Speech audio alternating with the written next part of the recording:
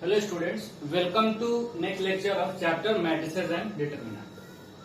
पिछले लेक्चर में हम लोग सीख रहे थे solving system of linear equations bye matrix method. एक बार मैं आपको रिकॉल करा दूं कि सबसे पहले हम लोग इसमें सीखे थे कि कंसिस्टेंट सिस्टम क्या होता है, कंसिस्टेंट सिस्टम ऑफ इक्वेशंस। इसके बाद हम लोग सीखे थे इनकंसिस्टेंट सिस्टम ऑफ इक्वेशंस। इसमें हम लोग ये देखे थे कि कंसिस्टेंट सिस्टम ऑफ इक्वेशंस ऐसे इक्वेशंस को कहा जाएगा जिनका सॉल्यूशन हो वो चाहे एक हो या एक से ज्यादा हो। एक या एक से ज्यादा सॉल्यूशंस अगर होंगे तो उनको कहा जाएगा कंसिस्टेंट सिस्टम ऑफ इक्वेशंस।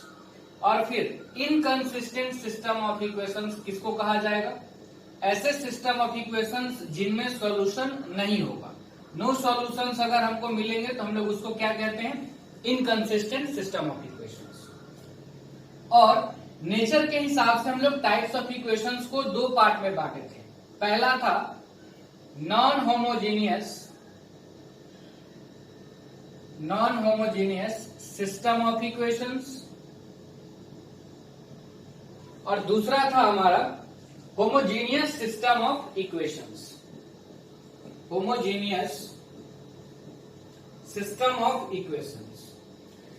अब इसमें हम लोग क्या देखे थे कि a system of equations of the form a1x plus b1y plus c1z is equal to d1, a2x plus b2y plus c2z is equal to d2, a3x plus b3y plus c3z equal to d3।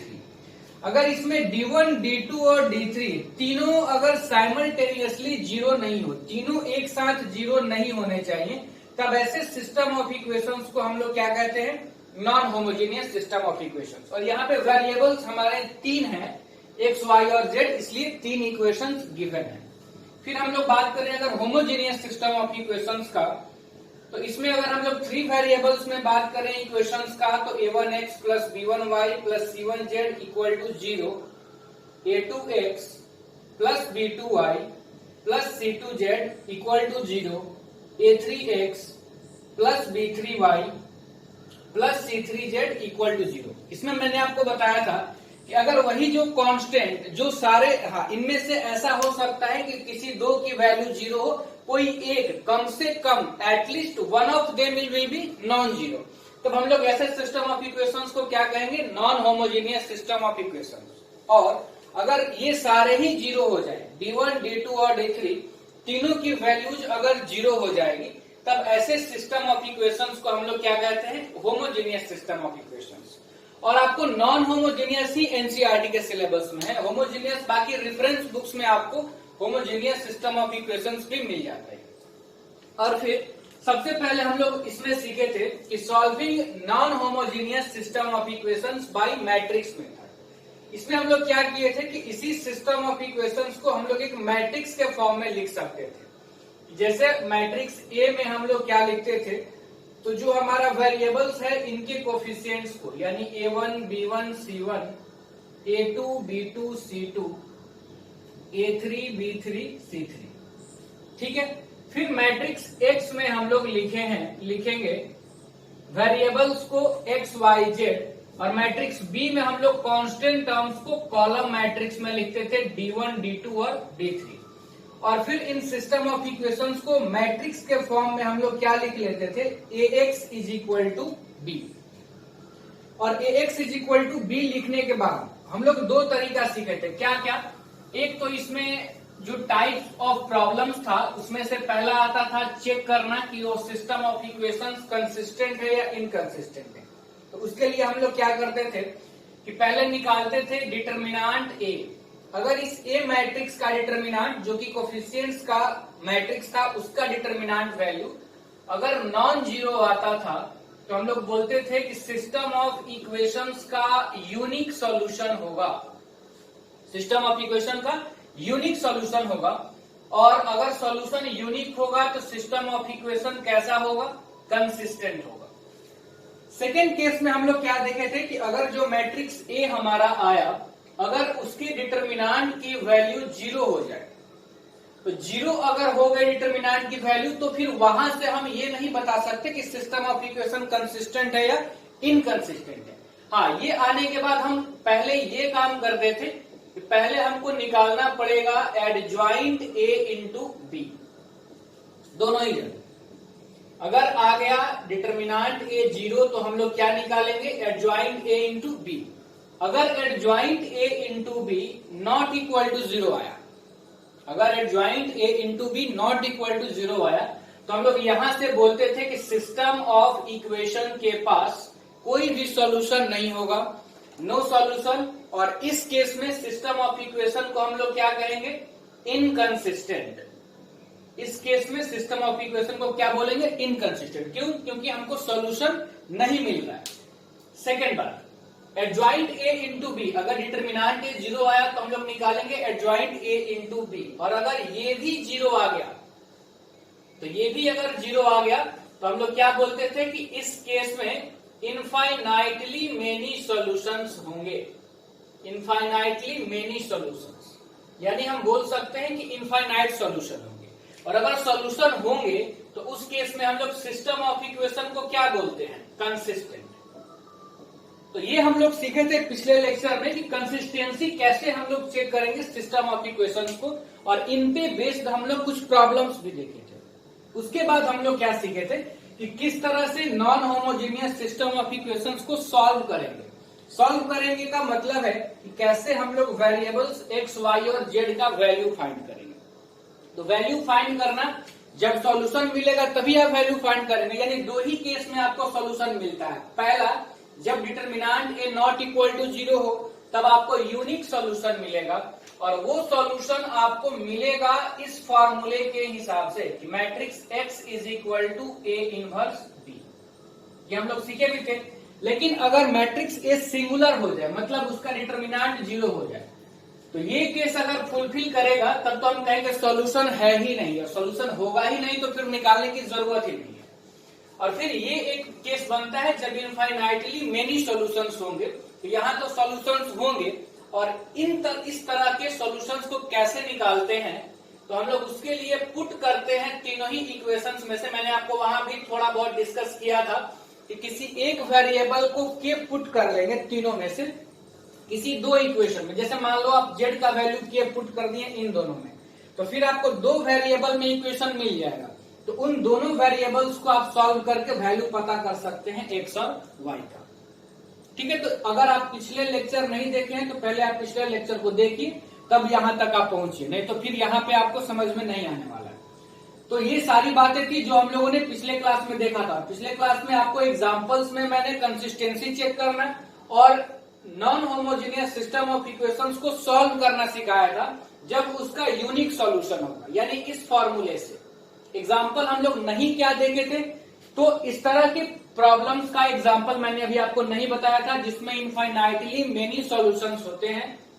तो हम लोग पहले उसको देखते हैं और फिर हम लोग सीखेंगे कि होमोजीनियस सिस्टम ऑफ इक्वेशंस को किस तरह से सॉल्व किया जाएगा। और जैसे नॉन होमोजीनियस के कुछ केसेस हैं, वैसे होमोजीनियस सिस्टम ऑफ इक्वेशंस के क्या क्या केसेस बन सकते हैं या क्या क्या केसेस होते हैं, और फिर हम लोग सीखेंगे कि उनको कैसे सॉल्व किया जाता है। तो पहले मैं इनको इरेज कर लेता हूं और एक एग्जांपल मैं लेता हूं इनफाइनाइटली मेनी सॉल्यूशंस का, और उसको करने के बाद फिर हम लोग आगे बढ़ेंगे। तो ये आपको एक बार मैंने रिकॉल कराया जो भी मैंने पिछले क्लास में आपको बताया था। ठीक है,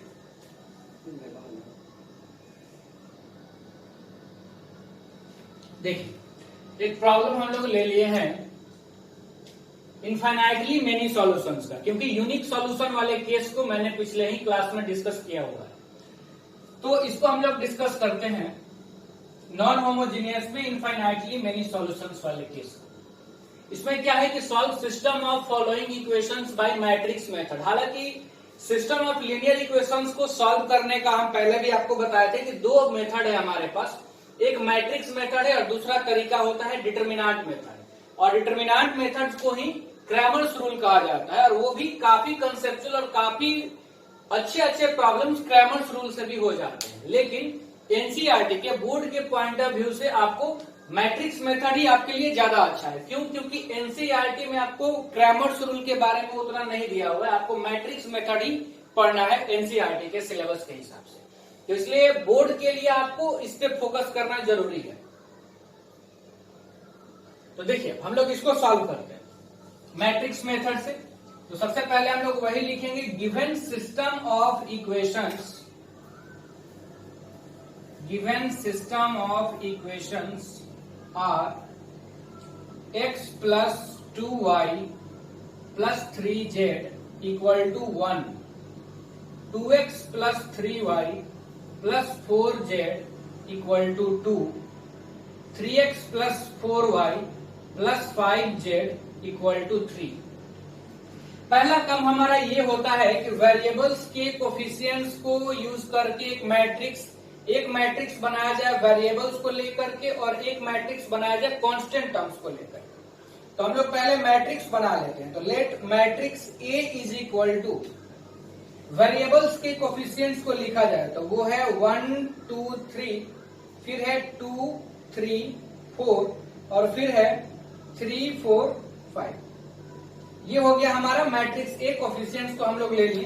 फिर हम लोग मैट्रिक्स एक्स यूज करेंगे, वेरिएबल्स को कॉलम वाइज लिखेंगे। तो वेरिएबल्स हमारे कौन कौन है? एक्स वाई और जेड। तो हम लोग वही लिख लेते हैं x y z. And matrix B is equal to, constant terms को कॉलम मैट्रिक्स में हम लोग लिखते हैं, तो 1 2 3। देयरफॉर ये मानने के बाद हम लोग अब इसको क्या लिख सकते हैं? आप देखिए हम लोग लिख सकते हैं देयरफॉर सिस्टम ऑफ इक्वेशंस को मैट्रिक्स के फॉर्म में हम लोग लिख सकते हैं ax is equal to B, ax equal to B. अब सबसे पहले तो हमको ये चेक करना पड़ेगा कि ये सिस्टम ऑफ इक्वेशंस का यूनिक सॉल्यूशन है कि नो सॉल्यूशन है कि इनफाइनाइटली मेनी सॉल्यूशंस है। तो सबसे पहले हम लोगों को ये चेक करना पड़ेगा, और वो चेक करने के लिए हमारा पहला काम क्या होगा कि मैट्रिक्स ए का डिटर्मिनेंट निकालना। तो अब हम लोग पहले डिटर्मिनेंट निकाल लिया जाए ताकि पता चल जाए कि किस तरह के सॉल्यूशंस होंगे इस सिस्टम ऑफ इक्वेशंस के।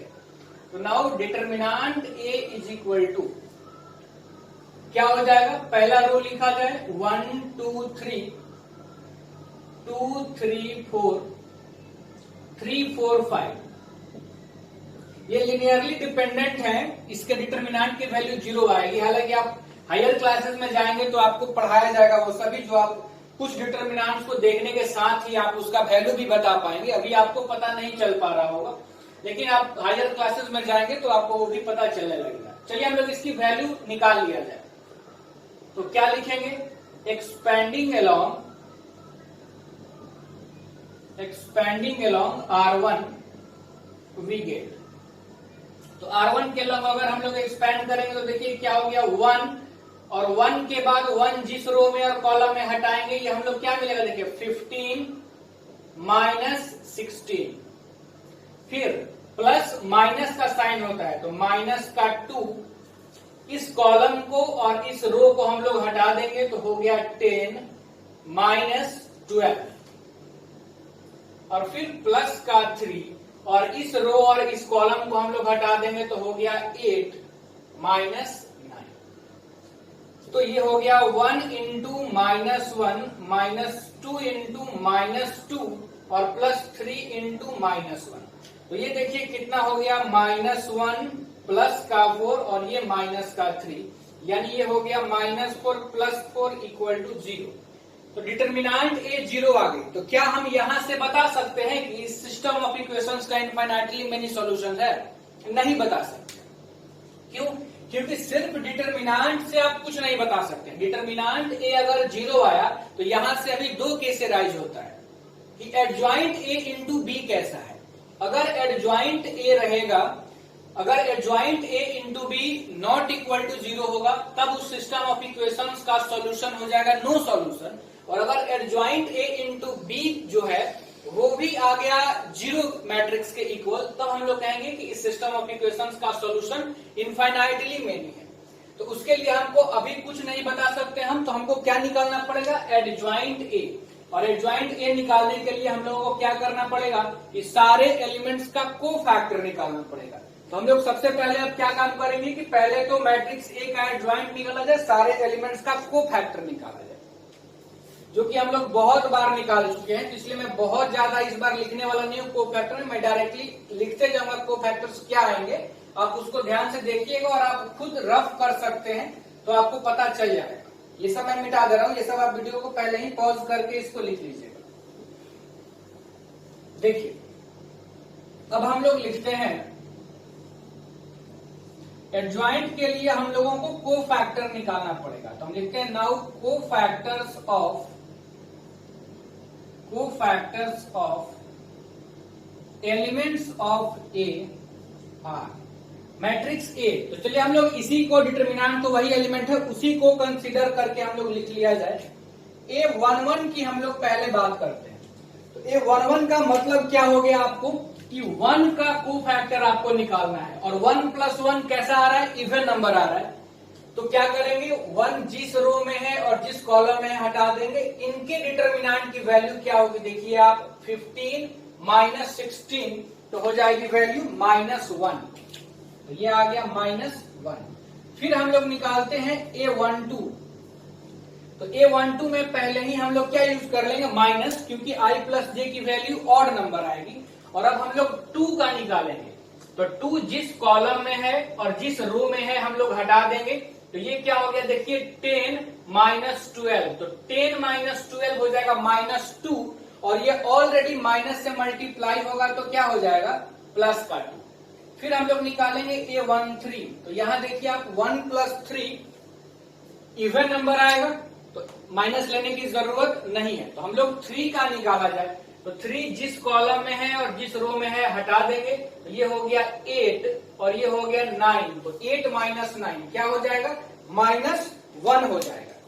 और इसी A11, A12, A13 को मैंने आपको बताया भी था कि एनसीईआरटी जो सिंबल यूज करता है कोफैक्टर्स के लिए वो कैपिटल ए यूज करता है, लेकिन रेफरेंस बुक्स जो है वो C11, C12 यूज करते हैं, तो उससे आपको कंफ्यूज नहीं होना है। आगे बढ़ते हैं, हम लोग निकालते हैं दूसरे रो के एलिमेंट्स को, यानी A21। तो 2 + 1 और नंबर आएगा, तो पहले ही हम लोग माइनस ले लिया जाए, और 21 कौन है 2 है, तो 2 जिस रो में है और कॉलम में है हटा दिया जाए, तो ये रो और ये कॉलम डिलीट हो गया, ये बच गया 10 और -12, तो 10 - 12 हो गया -2 और -2 में ऑलरेडी ये माइनस है तो ये हो जाएगा प्लस का 2। फिर से हम लोग अगर निकाले A22, तो A22 में तो 2 + 2 इवन होगा तो माइनस लेने की जरूरत है नहीं, तो 3 जिस रो में और कॉलम में हटा देंगे तो क्या बचेगा ये 5 - 9, तो 5 - 9 क्या हो जाएगा -4। और फिर हम लोग बात करते हैं A23, तो 23 है तो माइनस यूज हो जाएगा क्योंकि सम ऑड नंबर आ रहा है 4 का, तो ये रो कॉलम और ये रो हम लोग हटा देंगे, तो क्या बचेगा देखिए ये हो गया 4, ये हो गया -6, तो 4 - 6 माइनस का 2 और माइनस ऑलरेडी है तो हो जाएगा प्लस का 2। तो सेकेंड रो के एलिमेंट्स का हमारा कोफैक्टर क्या आया 2 - 4 और 2। अब हम लोग बात करते हैं तीसरे वाले रो का, तो हम लोग क्या लिखेंगे A31। 3 + 1 इवन नंबर आएगा, माइनस लेने की आपको जरूरत नहीं है, आप बस ये करें कि इस रो और कॉलम को हटा दें, तो ये हो गया 8 - 9, तो 8 - 9 क्या हो जाएगा -1।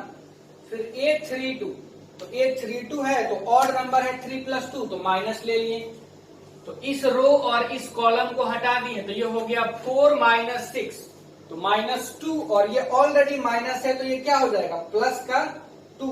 और अब A33 हम लोग निकाल लेते हैं, तो A33 मतलब 5 का, माइनस नहीं लेंगे क्योंकि इवन है, ये कॉलम और ये रो हम लोग हटा देंगे, 3 - 4 तो क्या आ जाएगा -1। तो तीसरे वाले में आ गया -1 2 -1, सारे एलिमेंट्स का हम लोग कोफैक्टर निकाल लिए। देयरफॉर अगर हम लोग एडजॉइंट ए लिखें, तो देखिए एडजॉइंट ए, तो एडजॉइंट ए तो हम लोग इतना बार निकाले हैं कि आपको बहुत अच्छे से याद हो गया होगा। पहले आपको ये करना है कि एलिमेंट्स के कोफैक्टर को उनके जगह पे रख देना है, तो रखा जाए तो -1 2 -1, पहला रो था -1 2 -1, फिर से 2 -4 2 और फिर -1 2 -1।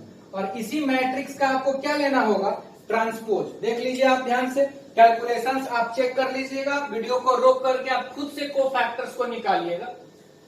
हम लोग इधर मिटा देते हैं और ट्रांसपोज लेने के बाद हमको क्या मिल जाएगा, एडजॉइंट ए। तो यहां से हम लोग बोल सकते हैं this implies that adjoint A हमारा कितना आ गया। तो पहले रो को पहला कॉलम बना दिया जाए, तो पहला रो है -1 2 -1, तो पहला कॉलम हो गया -1 2 -1। दूसरे रो को दूसरा कॉलम 2 -4 2 2 -4 2, और तीसरे रो को तीसरा कॉलम -1 2 -1। तो अब इस सिस्टम ऑफ इक्वेशंस का किस तरह का सॉल्यूशन होगा, नो सॉल्यूशन होगा या इनफाइनाइटली मेनी सॉल्यूशंस होगा, वो पता करने के लिए डिटर्मिनेंट 0 आया था, तो उसके बाद हम लोग एडजॉइंट ए इंटू बी पहले हम लोग करेंगे, ठीक है ना। तो अब हम लोग निकाल लिया जाए एडजॉइंट ए इंटू बी, क्योंकि एडजॉइंट ए भी हम निकाल लिए। तो adjoint A into B, adjoint A कितना है पहले इसको लिख लिया जाए। तो एडजॉइंट ए है -1 2 -1 2 -4 2 -1 2 -1। और मैट्रिक्स बी जो था, तो आपको याद होगा हम लोग पहले लिख चुके हैं कि ये कांस्टेंट वाले को कॉलम वाइज लिखते हैं, यानी 1 2 3। मल्टीप्लाई किया जाए तो पहले रो को पहले कॉलम से, तो देखिए -1 को 1 से तो -1, +2 को 2 से तो प्लस का 4, प्लस होगा लेकिन माइनस के वजह से -3 हो जाएगा। फिर आगे दूसरे वाले रो से किया जाए, 2 को 1 से 2, -4 को 2 से तो -8, और 2 को 3 से तो 6। फिर तीसरे वाले से -1 को 1 से तो -1, 2 को 2 से तो प्लस का 4, और -1 को 3 से तो -3। तो ये कितना हो गया, 0 0 0। तो हम लोग बोल सकते हैं कि हियर सिस्टम ऑफ इक्वेशंस का determinant A equal to 0 and adjoint A into B, ये भी आ गया 0 मैट्रिक्स के equal. therefore given system of equations have infinitely many solutions। इतना काम करने के बाद सिर्फ हम लोग ये पता कर पाए कि सिस्टम ऑफ इक्वेशंस का इनफाइनाइटली मेनी सॉल्यूशंस होगा। अब बात ये होता है कि हम लोग अब उन सॉल्यूशंस को निकालें कैसे। बहुत लेंदी प्रोसेस है, बहुत बड़ा प्रॉब्लम होता भी है, इसीलिए इस तरह के क्वेश्चंस अगर आपके एग्जाम्स में आते भी हैं तो लॉन्ग टाइप में आपको 5 मार्क्स में पूछे जाएंगे ये क्वेश्चन। तो पहले मैं इसको इरेज करता हूं और अब तब देखते हैं हम लोग कि कैसे हम लोग निकालेंगे अब इनके सॉल्यूशंस को।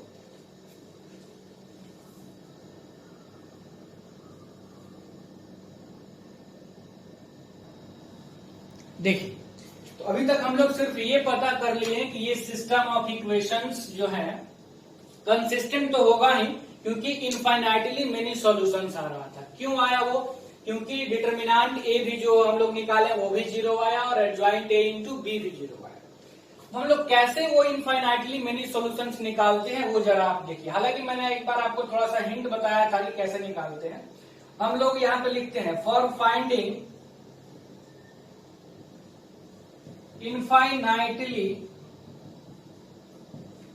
infinitely many solutions, for finding infinitely many solutions put, किसी एक वेरिएबल को मैंने बताया था कि x y या z, किसी एक वेरिएबल को आप k ले लीजिए, तो हम लोग पुट कर देते हैं, put z is equal to k in first 2 equation. किसी भी दो में आप पुट कर सकते हो, आपकी मर्जी है। इन फर्स्ट 2 इक्वेशंस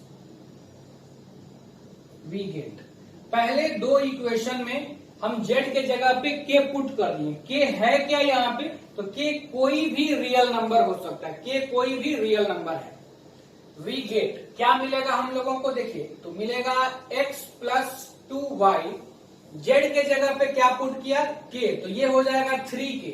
तो 3k अगर k रियल नंबर है तो 3k भी रियल नंबर हो गया, तो इसको उधर हम लोग भेज देंगे तो क्या हो जाएगा 1 माइनस 3k। और फिर सेकंड में भी हम लोगों को z के जगह पे k पुट करना है, तो ये पुट किया जाए तो 2x plus 3y equal to 2 minus, अब ये k हो जाएगा 4k, उधर जाएगा तो माइनस का 4k।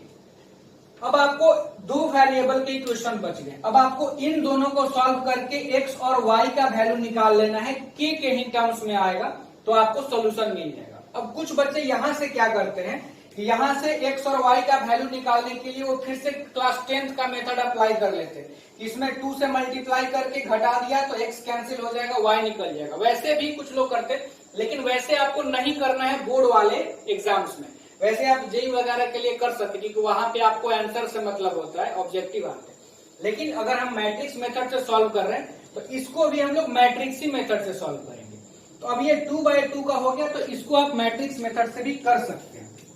कैसे, तो देखिए अब अगर फिर से इस सिस्टम ऑफ इक्वेशन के लिए हम लोग एक मैट्रिक्स ए माने अलग से, तो उस ए में हाँ कंफ्यूज नहीं होना है, पहला वाला जो ए था वो 3/3 का, ये जो ए हम लोग ले रहे हैं इस मैट्रिक्स के लिए ले रहे हैं। तो इसमें ए मैट्रिक्स क्या हो जाएगा आप देखिए 1 2 2 3, और मैट्रिक्स एक्स क्या हो जाएगा, एक्स और वाई दो ही वेरिएबल है, और मैट्रिक्स बी क्या हो जाएगा तो 1 माइनस 3k और 1 माइनस 3k और 2 माइनस 4k, ये हो जाएगा। हियर अब हम लोग देखेंगे कि ये जो दो वेरिएबल में इक्वेशन बचा, इसके सिस्टम ऑफ इक्वेशंस की बात किया जाए किस तरह का सॉल्यूशन होगा। तो डिटर्मिनेंट ए इसका आएगा 3 माइनस 4 यानी कि -1 नॉट इक्वल टू 0, यानी कि इसका यूनिक सॉल्यूशन मिलेगा हम लोगों को, यूनिक सॉल्यूशन एग्जिस्ट, और वो निकालने आपको आता है कि unique solution exist and solution is given by x is equal to a inverse b। तो आपको अगर याद होगा कि हम लोग a इनवर्स कैसे निकालते हैं, तो एडजॉइंट निकालना पड़ेगा, और 2/2 ऑर्डर के इनवर्स निकालना मैंने आपको डायरेक्टली ट्रिक भी बताया था। तो आप यहां पर वो ट्रिक यूज कर सकते हैं क्योंकि ऑलरेडी क्वेश्चन बहुत लेंथी हो चुका है। तो कैसे हम लोग निकालते थे डायरेक्ट कि प्रिंसिपल डायगोनल के एलिमेंट्स को इंटरचेंज कर देते थे, इंटरचेंज कर दिया जाए 3 1, नॉन डायगोनल को -1 से मल्टीप्लाई कर दिया जाए, मल्टीप्लाई कर दिए -1 से, और डिटर्मिनेंट से डिवाइड कर देते। तो डिटर्मिनेंट तो -1 है तो अंदर ही ला देते हैं -1 को, तो जब -1 से डिवाइड करेंगे तो ये माइनस हो जाएगा, ये प्लस हो जाएगा, ये प्लस हो जाएगा, ये माइनस हो जाएगा। और यहाँ पे मैट्रिक्स बी है 1 माइनस 3k 2 माइनस 4k, और मैट्रिक्स x कितना है, तो मैट्रिक्स x है x और y वेरिएबल्स। तो मल्टीप्लाई किया जाए, देखिए ऐसे ही मल्टीप्लाई होगा ना, तो -3 किससे मल्टीप्लाई होगा, तो हो जाएगा -3 और माइनस माइनस प्लस 9k हो जाएगा ना, -3 minus minus plus 9k plus 2 इससे मल्टीप्लाई होगा तो 4 माइनस 8k, और फिर दूसरे वाले रो से किया जाए तो 2 से मल्टीप्लाई होगा तो 2 minus 6k minus 2 minus minus plus 4k। तो ये आप देखिए होगा कितना, तो ये हो गया 9k माइनस 8k यानी कि k, और 4 माइनस 3 1 हो जाएगा तो k प्लस 1, और यहाँ पे कितना हो गया -6k और प्लस का 4k, तो माइनस का 2k, और ये तो कैंसिल ही हो जाएगा -2 और +2। दिस इंप्लाइज दैट, यहां से क्या इंप्लाइज किया गया कि x का वैल्यू आ गया k प्लस 1, y का वैल्यू -2k, और यहां से मिला, और z का वैल्यू तो हम लोग k पहले ही ले लिए थे। Therefore solution is, complete solution की अगर हम बात करें, x is equal to k plus 1, y is equal to -2k and z is equal to k, ये हमारा सॉल्यूशन होगा। अब k के अलग अलग वैल्यूज के लिए आप जितना चाहें उतना सॉल्यूशन यहां से निकाल सकते हैं। इसीलिए कहा जाता है कि ये सॉल्यूशन इनफाइनाइटली है, क्योंकि के यहाँ पर आप रियल नंबर रखेंगे और रियल नंबर तो इनफाइनाइट होते हैं, आप वैल्यू रखते जाएंगे तो आपको इनफाइनाइट नंबर ऑफ सॉल्यूशंस मिलते जाएगा। तो बहुत समय लगता है इसके प्रॉब्लम्स को बनाने में, लेकिन मार्क्स में अगर एग्जाम में आएगा तो ये फुल मार्क्स में आपको मिलेगा अगर आप इस तरह से बनाएंगे, और ये आएगा भी तो लॉन्ग टाइम में आएगा। शॉर्ट आंसर में ये कभी भी 3/3 का तो नहीं आता है, 2/2 का आ सकता है। एक काम आप और कर सकते हैं, यहाँ से जो 2/2 के लिए हम फिर से मैट्रिक्स A, X और B माने थे, आप कुछ अलग भी M, N और P मैट्रिक्स भी मान सकते हैं, उससे कोई दिक्कत नहीं होगा। और कोशिश कीजिएगा यहाँ से सॉल्व करने के बाद, यहाँ के बाद भी आप मैट्रिक्स मेथड से ही सॉल्व करें। नहीं तो कुछ लोग क्या करते हैं, यहाँ के बाद देखिए मैं बता देता हूँ, कुछ लोग फिर यहाँ के बाद वो क्लास 10th वाले मेथड को अप्लाई करने लगते हैं। इसमें ऊपर वाले में 2 से मल्टीप्लाई कर दिया तो ये कितना हो जाएगा आप देखिए, तो ये हो जाएगा 2x + 4y = 2 - 6k, और ये तो ज्यों का त्यों छोड़ देंगे, 2x + 3y = 2 - 4k, और फिर दोनों को वो लोग घटा देंगे, यानी 10th वाले method minus minus minus plus, ये कैंसिल हो जाएगा, ये कैंसिल हो जाएगा, 4y - 3y y हो जाएगा, और -6k और प्लस का 4k तो हो जाएगा -2k, और फिर वो लोग y के वैल्यू को यहाँ पे जैसे पुट करके x निकाल लिए, तो x y का वैल्यू -2k जब आप रखेंगे तो ये हो जाएगा -4k = 1 - 3k, तो x = 1 - 3k + 4k, तो x का वैल्यू कितना आ गया आप देखिए 1 + k। तो यहां से भी सॉल्व करने के बाद आपको x का वैल्यू क्या मिला, k + 1 और y का -2k, और अब मैंने आपको ऐसे मैट्रिक्स मेथड से भी बताया है तो वही वैल्यू आया है, देखिए आप x k + 1 और y -2k, तो आंसर में फर्क नहीं पड़ता। लेकिन क्योंकि मैट्रिक्स मेथड आप सीख रहे हैं सॉल्व करने का, तो आप बोर्ड वाले एग्जाम्स में इसको अप्लाई ना करके आप उसी मेथड को अप्लाई कीजिएगा, ठीक है ना। हाँ, जेई वगैरह के आईटी के एग्जाम में आप इस मेथड को अप्लाई कर सकते हैं। अब इस पे क्वेश्चंस देखने के बाद अब मैं आपको बता देता हूं होमोजेनियस सिस्टम ऑफ इक्वेशंस के कंसेप्ट्स को।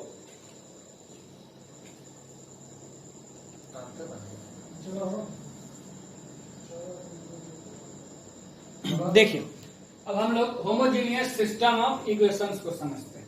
तो इसमें तो हम लोग पहले ही सीखे हुए हैं कि an equation of the form ax = 0, अगर मैट्रिक्स के लैंग्वेज में हम लोग कहें तो ax = 0 फॉर्म का जो हमारा इक्वेशन होगा उसको हम लोग होमोजेनियस सिस्टम ऑफ इक्वेशंस कहते हैं, जहां पे मैट्रिक्स A को हम लोग ये रख सकते हैं A1 B1 C1, A2 B2 C2, A3 B3 C3। Matrix X तो हमारा वेरिएबल है X, Y और Z, और ये तो 0 ही मैट्रिक्स है, तो B नहीं मान करके ये तो हमारा 0 ही मैट्रिक्स होगा, तो या आप लिख भी सकते हैं कि B = 0 मैट्रिक्स। तो इक्वेशन क्या हो जाएगा हमारा, A1x + B1y + C1z = 0। Second equation A2x + B2y + C2z = 0।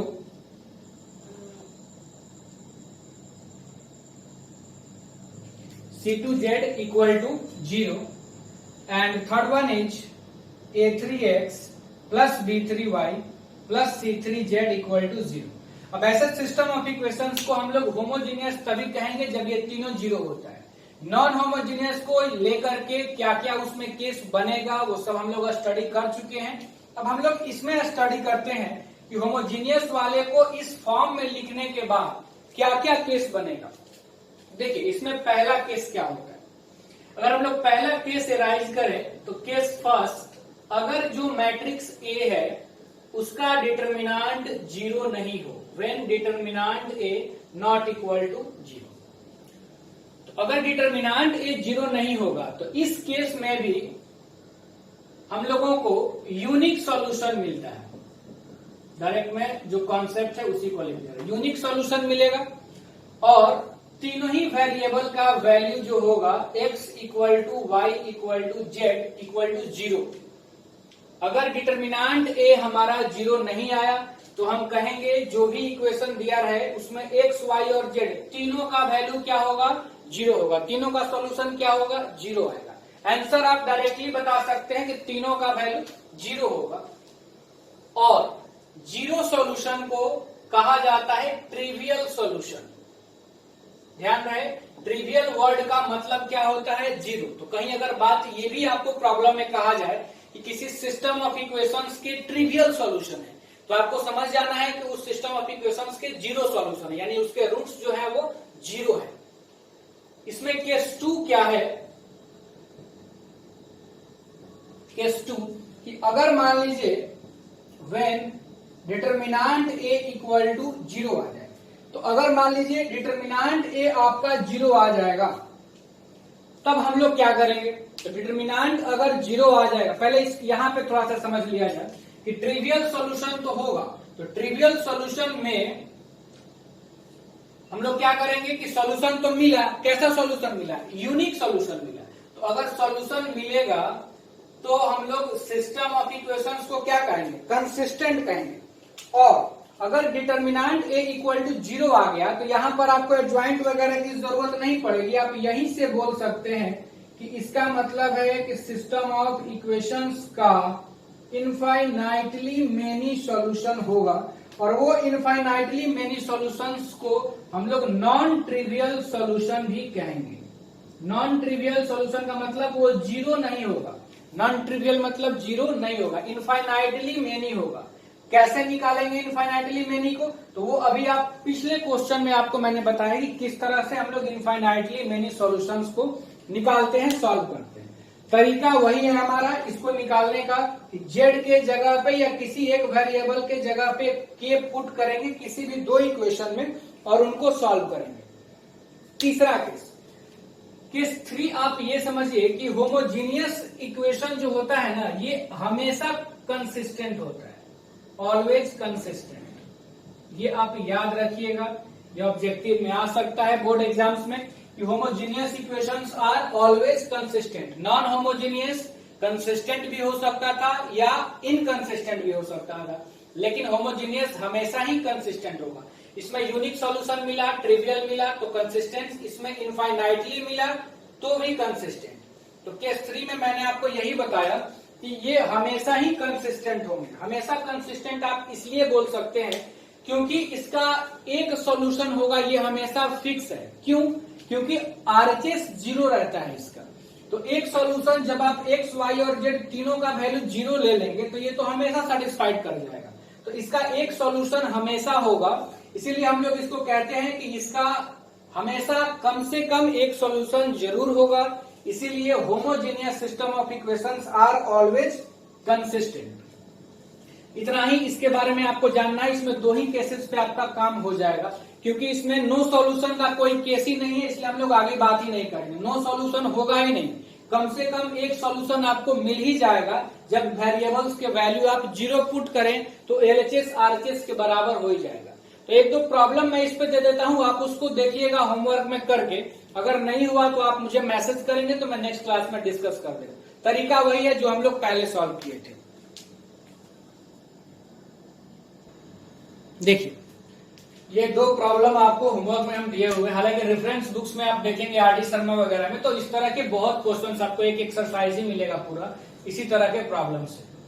तो कांस्टेंट आप देख रहे हैं, सारे कांस्टेंट 0 ही हैं, तो इसको आपको सॉल्व करना होगा होमोजीनियस वाले कंसेप्ट से। पहला काम आपको यही है कि पहले आप मैट्रिक्स ए, मैट्रिक्स एक्स और 0 यानी सिस्टम ऑफ इक्वेशंस को इस फॉर्म में लिख लीजिए, और उसके बाद आप निकालिए डिटर्मिनांट ए।